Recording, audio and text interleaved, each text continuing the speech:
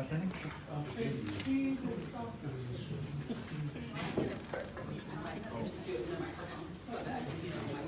it a proposed question? Ja, not top. She Eleanor Smith not of net hatching, you start here, Annie Bashchi, Chishay, Dashi, or she gave Dashinada, Akodona shot is not my stand, although I quite gish a gun. Said cheetahs, can project Satinas, a other sugar. A call, D by Yada KGA hydrogen. Quite she quite Bahoshne. Although the resolution, the quite resolution of that, no. The hydrogen pipeline, that it's in that don't know, put out not source. So they put out a car resolution. A call Hashit out that the no. Då his ada nahamlen. Ado havet då hita the ninigi the community members the ninigi då the ne då the zinda akot ende on naski hashit ako my question that I posed in Navajo was here in this chapter, they have a resolution that's opposing the hydrogen, and they requested a reroute. But basically, the resolution states that they are opposing the resolution. So why move forward? And then I also have some other information that I'd like to share, because I know a lot of it hasn't been really shared, the other side of the coin. And I'd just like to share... Get a chance to respond to your question. Okay, go ahead and respond to the first one, then I have others. Okay, well, I'm going to ask you to continue at your seat, just for the simple fact, like, ask your question from there so that we can continue this dialogue. This is our presentation, and no, I understand, but we've done this before, so I just want to be clear about something. We've done these presentations in the past. We're trying to have honest dialogue. We can't have honest dialogue if people grandstand or they make you feel bad about asking questions. And Eleanor, unfortunately, we've had that in the past. I want to have honest dialogue, so please state your question. Just state your question. Okay, so here's the way that it works. Resolutions are very important, right? You want a resolution at your local level. It signals what the community is doing. What we have seen happen is there are organizations out there, you might be familiar with them, but they go out there and they're spreading misinformation. They're not spreading accurate information, and they're using fear tactics to get communities to be afraid to have honest dialogue about these projects. So it's critical that we have these conversations. This isn't moving forward with the project, this is an educational session. So if you're making the assertion that we're a company doing a project, that's not who we are. We're here doing education, we're going to continue to do this throughout the chapters. But we got to have honest dialogue. We're not talking about resolutions. We're giving an education session. This is something that can be scheduled. If you guys want to have a presentation on it and talk about your resolution, I think you should do that. But I'm concerned right now that you're doing a little bit of grandstanding. So please ask your questions. Let's talk about it. As far as the resolution goes, I would say that we've visited with plenty within this community that don't feel the same way, that feel like they have been pushed into a corner, that if you speak out against it, you're going to be treated some type of way, and there's a lot of people that have been silenced within communities where activism is happening. And we talked a little bit about that up there in some of our first slides, that there's activism happening that's not allowing for people to be educated and make the best decision for themselves. We're not here to push you one way or the other. We want you to have the information so you can make the decision that's best for yourself. There's other organizations that are telling you how you should think. That's the fundamental difference in the two. Next question. Go ahead. Okay. And then I'll do this one in English. This is a quote from Camilla Feibelman, and she's the Sierra Club Rio Grande chapter director. She said, methane-fueled hydrogen production is a climate threat, not a solution, no matter where it is. Methane is a greenhouse gas 80 times more powerful than carbon dioxide, and studies show that hydrogen derived from it causes more climate change than simply burning gas at a gas plant. New Mexico has chosen a much more promising investment of public funds with Governor Lujan Grisham's announcement of the Green Bank today, which can help protect our climate and our children while building a thriving economy. What's your response to that? So Ms. Feibelman works for a special interest group. That should be clearly understood. She doesn't live here. She doesn't work here. She's not concerned with here. Ms. Feibelman has an agenda to push through Sierra Club, and that's fine. By all means, go out there, fight on the issues that you want to fight for. But again, we talked about this earlier. We're not in the position to just say no. We're in a position where we've got to work together to identify pathways forward. If that's a real concern of Sierra Club, I wish they would have been here today to share that with you. I would also push back and I would say, so if not hydrogen, then what? What is your solution to creating economic opportunity, to closing the $40 billion hole in the Navajo Nation's budget, and ensuring that you can protect communities with economic development and bringing people back home? I would throw that back at you and say, how do you answer that? How do you solve that problem? Thank you.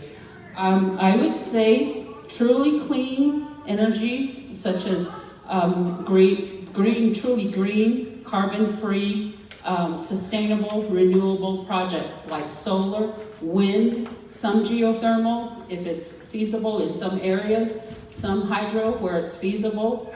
This area, we don't have the water to support that. But yeah, sure. Anything that's carbon-free we support, anything that's renewable, sustainable, carbon-free. I also wanted to state, you put up a slide here earlier of IEFA, which is the Institute for Energy Economics and Financial Analysis. And they did a study of blue hydrogen last year, and their study findings stated that contrary to the claims of blue hydrogen proponents, the fuel is not clean or low carbon, and it never will be. 2, unless you accept all the unrealistic default assumptions built into the DOE's GREET model, producing blue hydrogen from natural gas is shown to have carbon intensities potentially as high as 5 times the Department of Energy's clean standard. 3, there's a significant risk that the support and funding of blue hydrogen projects will make global warming worse because projects built in the coming years will continue to produce high carbon intensity blue hydrogen for decades. 4, neither the U.S. federal government nor state governments should fund dirty blue hydrogen production projects. What's your response? So these same groups that she's talking about, they like citing one study. It's a Cornell study, and literally every scientist in America, the large majority of scientists, disagree with that study. So it's great to quote it and cite it and say, oh, this is what they're telling us, but they cherry pick their facts. They want to cherry pick their facts and say, oh, well, this is what one group says. But literally that Cornell study that was done, your large majority of scientists that are working on things like carbon capture and clean energy, they disagree with it. Disagree with it wholeheartedly. So they're citing, they found one person to tell you it's bad, and now they're holding it up as their reason for we should say no. So thank you for your time. I appreciate the questions. But it's just inaccurate, and that's the biggest problem that we see. Every community is going to be different. Every community has to be at the table. The way energy projects look in your community is going to be largely different than from the next. So be a part of that conversation. Find out from people, get information, make sure that it's accurate, make sure that you ground truth that, because, I mean, as you just saw, this is what's out there against your communities right now, as there's groups that are funded by Sierra Club, and they offer no solutions. They say, let's do things like renewable. But if you ask them, well, do you support mining for rare earth minerals? Do you support mining for copper? I'm guessing that they probably do not. And that's, again, the fundamental problem. You can't have solar panels or wind turbines without an impact to the environment. But they're not going to turn around and tell you that they support mining. They're going to tell you how bad it is on the water. They're going to tell you how bad it is on communities. And so the answer is always a zero-sum game with them. It's never a matter of how do we get there. Let's just produce it everywhere else and we'll stay in poverty, and that's unfortunately, that's how they look at it. So it's really unfortunate that we can't have a more constructive dialogue with groups like that. Go ahead. I don't know if this is even worth mentioning, but my insight to my educational path in energy and energy markets, Idaho has won the Accord agreement for new power, for nuclear technology, for nuclear rods, and you posed the question how we're going to solve this question, and that's going to be our ultimate solution that's going to light up Utah and solve all of Colorado's energy crisis. That's a good point. It probably doesn't belong in this. No, but that's a really good point. And I think, and that's exactly the kind of stuff we need to talk about, right? Everywhere around the world is looking at different forms of technology. If you want to talk about nuclear is really a clean energy source. But when you talk about the tragedies that have happened on the Navajo Nation, it gives you a knee-jerk reaction, makes you step away from the table and say, wait a minute, I don't want to go down that path. We already saw what this happened to us the first time. So it's going to be critical to continue to develop those technologies and make sure that we foster them along and make sure we can keep people safe. Go ahead. I'm sorry, just as a follow-up to what I just said and announced, it's amazing what I've seen at Livermore. The National Ignition Facilities, how they're able to create a plasma field and strip electrons off of that and do it in a safe manner and then have it power down safely. They're able to put this thing on a semi-truck and have multi-topology network nodes and power grids assembled all across the United States. So this is fascinating. Yeah. We've come a long way. And this whole coal and oil, was introduced in the locomotives industrial revolution age. It's antiquated, outdated. We shouldn't be going straight for the consciousness of our planet. Right. Do we have other questions? I got a question. Yes. You guys all been talking about what all this energy is all good, okay? And when we first started, my sister said we need translation. Somebody can talk now. Okay? Come up here. Come up here. Listen to me. I can't hear you. What? Turn up your hearing aid. My sister right there, I have a sister right there. They can't hear. They don't understand our English. So how do you expect people to understand if you're going to talk English? You need somebody to translate.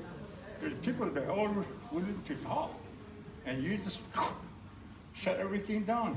You want everybody to listen to you. So, sir. So I'm saying is, you need somebody to pick somebody up and talk Navajo. That way people can understand what you guys are talking about. So all these people in here, they're all elders. They're not young, except him, a couple of them. We're all retired, stay home. What does it do? What does it got to do with us? I can see if there was a lot of young people here, yeah, then I can understand that. That's all I got to say. Get a translator. So just real quickly, so we were invited by the president to come and present today. I stated this at the beginning of the presentation, energy is a complex issue. We've really gone out there and looked for people who are fluent in the Navajo language, also fluent in the science around energy, and the hard part is that cross-section is very small. So we did have one gentleman that we had asked to come and present today, couldn't do it because of schedule. So we're working on that. The other part is I made sure to bring people like Mr. Chi to come and share it. So if there's something that was missed because it was spoken in English, I'm happy to have him come up. You can ask your question, and then he can translate it for you in Navajo. But we're not shutting anyone down. We were asked to come and present. And it gets back to that we just don't want people grandstanding. We want people to feel safe, like they can ask questions, and that they can come and do that in an environment. But when you scare them and you list off a whole bunch of things from some environmental group that could care less about the Navajo Nation, it doesn't help. It's not for constructive dialogue. So we got to have constructive dialogue. You've got skin in the game here. You're from these communities. If you want to see opportunity, that's up to you. If you don't want to see opportunity, that's up to you. But there's a stark contrast, again, of what we're asking. We're just trying to make sure you guys have an opportunity to get the education. If you've got questions, you can come up and... What good does it do when we get education? We're elders. We're retired. We did our job, and you're telling us to get an education.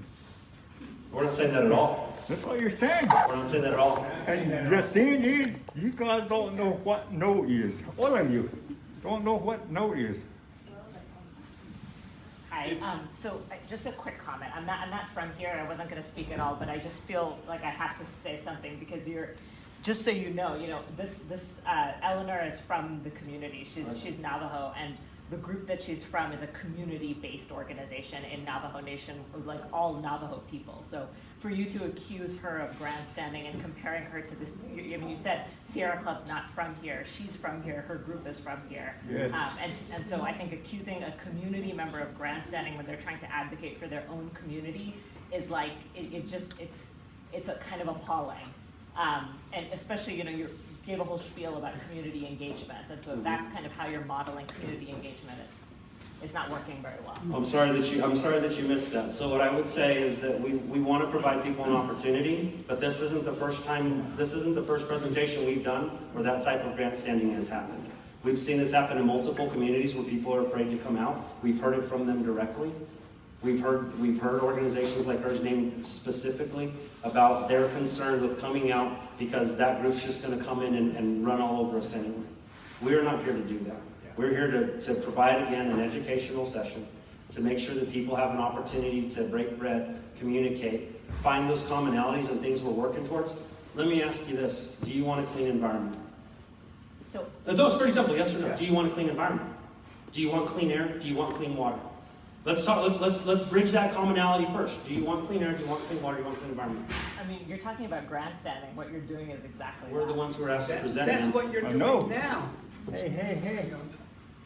We were asked to come and present here. So I guess my point is, and this gets back to the commonalities, I'm assuming that you want clean air, clean water, clean environment. I think that everybody in here agrees with that sentiment. The fundamental difference is how do we get there?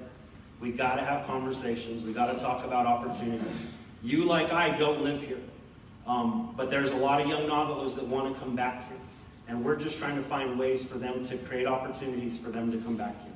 That's all we're here for, is to create opportunities so young Navajos can return home, be around their family, learn their culture, and do that.